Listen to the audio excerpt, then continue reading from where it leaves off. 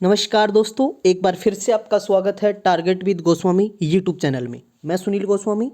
हरियाणा जी के MCQ series में हम अभी तक 10 सीरीज हैं वो कंप्लीट कर चुके हैं। ये सीरीज नंबर 11 है। तो बहुत ही बेहतरीन क्वेश्चन की सीरीज स्टार्ट की है। प्ले लिस्ट में जाके आप इस सीरीज को कंप्लीट को देख सकते हैं। सारे लेक्चर आपको वहीं मिल जाएंगे या डिस्क्रिप्शन में मैं लिंक दे दूंगा। यदि आप चैनल पे नए हैं तो चैनल को जल्दी से सब्सक्राइब कर दीजिए और बेल आइकन दबा दीजिए। तो चलिए बिना टाइम वेस्ट करते हम स्टार्ट करते हैं बेहतरीन क्वेश्चनों की सीरीज को। फर्स्ट क्वेश्चन है, आज़ाद हिंद फौज में हरियाणा के कितने सैनिक शहीद हुए। सबसे पहले आप सबको पता होना चाहिए कि आज़ाद हिंद फौज में 2715 सैनिकों ने भाग लिया था। ठीक है, कितने सैनिकों ने भाग लिया था? 2715 सैनिकों ने। और इसमें से कितने सैनिक शहीद हुए ये पूछा गया। ये भी पूछा जा सकता है कि कितने सैनिकों ने भाग लिया, तो आप बता दोगे 2715। शहीद कितने हुए? 30, 34, 38, 43। कमेंट करके आप बता सकते हैं।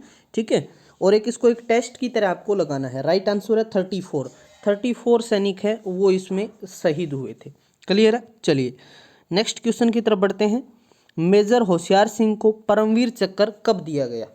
ठीक है, परमवीर चक्र अवार्ड दिया गया। होशियार सिंह दैया नाम था। सोनीपत जिले में 1937 में 1937 सोनीपत जिले के सिसाना गांव में इनका जन्म हुआ था 1937 में। 1971 में जो भारत पाकिस्तान युद्ध हुआ उनमें इनका बहुत अहम योगदान रहा और उनके लिए इनको जो है 1972 के अंदर इनको जो है परमवीर चक्र से नवाजा गया। इनकी मृत्यु, अब कुछ लोग क्या है ये बता रहे हैं कि ये शहीद हो गए थे इसमें, लेकिन ये गलत है बिल्कुल। ये 1998 में इनकी मृत्यु होती है, 1998 में। 1937 में जन्मे थे और प्राकृतिक कारणों से इनकी मृत्यु होती है, ना कि ये शहीद हुए थे। तो कोई भी आपको ऐसे बताता है कि शहीद हुआ मेजर होशियार सिंह, तो वो गलत इन्फॉर्मेशन है। ठीक है, तो 1972 में मिला इनको। 1971 में भारत पाकिस्तान युद्ध में इनका बहुत अहम योगदान रहा था। ठीक है, चलिए आगे बढ़ते हैं हम। कारगिल युद्ध में हरियाणा के कितने सैनिक शहीद हुए? कारगिल जो है युद्ध हुआ, जिसको विजय दिवस के रूप में हम मनाते हैं 26 जुलाई को 1999 में हुआ था। तो कारगिल विजय दिवस के रूप में मनाया जाता है ये। और इसके अंदर जो है हमारे सैनिक कितने शहीद हुए? 99, 77, 88 या 66? तो राइट आंसर होगा 77। 77 जो सैनिक हैं वो कारगिल विजय दिवस जो है कारगिल युद्ध हुआ था उसमें शहीद हुए थे। ठीक है, चलिए अगला क्वेश्चन है, मेवात विकास बोर्ड का गठन। देखिए मेवात का नाम चेंज करके अब क्या कर दिया? नू कर दिया गया है। ठीक है, लेकिन अब बात करें मेवात जो एक पिछड़ा हुआ इलाका है, यदि मैं बात करूं उसमें डेवलपमेंट की, तो वो भी अभी सरकार कोशिश कर रही है कि डेवलप वहाँ ज़्यादा हो, एजुकेशन बढ़े। वहाँ पे साक्षरता बहुत कम है, सेक्स रेशो तो ज़्यादा है लेकिन साक्षरता में सबसे निचला स्थान है। ठीक है, और मुस्लिम सबसे ज़्यादा यहीं पर है, लेकिन हरियाणा में लगभग 7% मुस्लिम हैं और ज़्यादातर मुस्लिम कहाँ है? मेवात के अंदर है। ठीक है, तो मेवात विकास बोर्ड का जो गठन है वो कब हुआ? 1980 में। 1980 में। 1976 की हम बात करूं तो एमडीयू यूनिवर्सिटी की स्थापना, और जो महाराजा अग्रसेन सुना होगा आपने धाम है, उसकी शुरुआत 1976 में उनकी शुरुआत होती है उस मंदिर की, और 84 में वो पूरा होता है। जहाँ तक मैं बात करूँ 1969 में भिवानी बोर्ड की स्थापना होती है चंडीगढ़ के अंदर, और 1981 में इसको भिवानी ट्रांसफ़र किया जाता है। ठीक है, 1935 वैसे ही मैंने इसमें लिख दिया। क्लियर है? तो यहाँ तक आपको समझ आ गया। मेवात विकास बोर्ड के अध्यक्ष कौन होते हैं? कमेंट सेक्शन में आप मुझे बता सकते हैं। क्वेश्चन नंबर 5, कोटला झील का वर्णन किस पुस्तक में मिलता है? कोटला झील ये मेवात के अंदर पड़ती है। कोटला झील आईने अकबरी आप सबको पता है अबुल फजल ने लिखी थी। कादम्बरी बाण भट्ट ने। अष्टाध्यायी के रचनाकार भी कौन थे? संस्कृत व्याकरण का ग्रंथ अष्टाध्यायी, और पाणिनि थे उसके, और बाबर नामा बाबर। तो किस पुस्तक के अंदर इसका वर्णन मिलता है? तो राइट आंसर होगा बाबर नामा में। ठीक है, इसके अंदर जो है इस झील का वर्णन मिलता है, मेवात के अंदर है ये झील। आगे बढ़ते हैं। हरियाणा में नगरपालिका गठन किस अधिनियम के तहत हुआ? ये पंचायती राज से जुड़ा हुआ क्वेश्चन है, और आपके जो ग्राम सचिव का एग्जाम है या आगे पटवारी का एग्जाम होगा उसमें पूछा जा सकता है। तो नगरपालिका का गठन अधिनियम कौन सा है, 71, 72, 73 या 1999? तो राइट आंसर होगा 1973 अधिनियम है। किससे रिलेटेड है ये? नगर पालिका से रिलेटेड है। ठीक है, चलिए आगे बढ़ते हैं। पटौदी गुरुग्राम में पड़ता है। पटौदी व्हाइट पैलेस है, वहाँ पे ग्रीन रोड बनाया गया था। नवाब मसूर अली पटौदी का नाम सुना होगा आपने। तो पटौदी से प्रजामंडल आंदोलन का नेतृत्व किसने किया? संतलाल, निहाल सिंह, इन दोनों ने तो चरखी दादरी से किया था। बाबूदयाल शर्मा या शिवकर्ण? तो राइट आंसर होगा इसमें बाबूदयाल शर्मा। प्रजामंडल आंदोलन राजस्थान में बहुत फेमस आंदोलन रहा है ये। तो राइट आंसर होगा बाबूदयाल शर्मा। ठीक है, चलिए नेक्स्ट क्वेश्चन देख लेते हैं हम। क्वेश्चन नंबर है अगला 8। हाल ही में हरियाणा सरकार ने किसे खेलो इंडिया का ओएसडी नियुक्त किया गया है? खेलो इंडिया अभी कहाँ, पंचकुला में होने हैं ना गेम होने हैं जो, तो इसके लिए ओएसडी नियुक्त किया गया है। किसको? विजयवर्धन को, पंकज नैन को, मोहित वर्मा को या फिर सुरेश कुमार को?